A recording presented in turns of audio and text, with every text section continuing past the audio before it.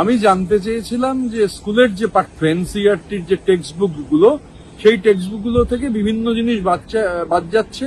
যেমন রাজিয়া সুলতানকে বাদ দেওয়া হয়েছে, নূরজাহানকে বাদ দেওয়া হয়েছে, টিপু সুলতানকে বাদ দেওয়া হয়েছে, হায়দার আলীকে বাদ দেওয়া হয়েছে, অ্যাংলো মাইসোর ওয়ার বাদ গেছে। আমি জানতে চেয়েছিলাম বাদ গেছে হ্যাঁ কি না। প্রশ্ন দুটো দেখে আমি হতবাক।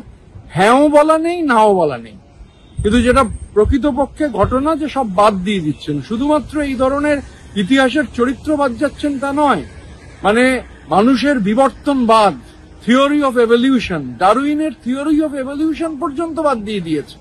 মেন্ডেলেভের পিরিয়ডিক টেবিল, যা ছাড়া বিজ্ঞানের চর্চা অসম্পূর্ণ, মেন্ডেলেভের পিরিয়ডিক টেবিল বাদ হয়ে গেছে। বহু শেলি বাদ হয়েছে, মিল্টন বাদ হয়েছে, রবীন্দ্রনাথ বাদ হয়েছেন। আসলে ইতিহাসকে নতুন করে ওরা লিখতে চাইছে, history to be replaced by mythology. এই যে ওদের ধারণা এবং এই যে ওদের বিশ্বাস, সেই থেকে এটা একটা খুব কনসার্টেড এজেন্ডা ওরা নির্দিষ্ট করে নিয়েছে যে ইতিহাসকে পুরাণ দিয়ে রিপ্লেস করবে। এবং যেভাবে ইতিহাসের উপর আক্রমণ শুরু হয়েছে, ধরুন মুঘলদের চ্যাপ্টার বাদ দিয়ে দেওয়া হয়েছে। তো মুঘলদের যে চ্যাপ্টার যদি বাদ যায়, মুঘল যদি পড়ানো না হয়, তাহলে রাজপুতরা কাদের বিরুদ্ধে লড়েছিলেন সেটা কি করে পড়ানো হবে? শিবাজি কাদের সঙ্গে লড়েছিলেন সেটা কি করে পড়ানো হবে?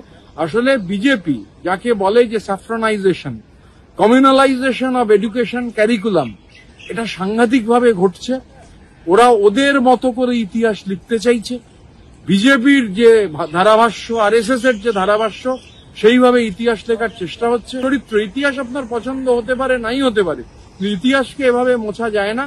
ওরা ইতিহাস মুছে ওদের নতুন ওদের ভার্সন চালু করতে চাইছে।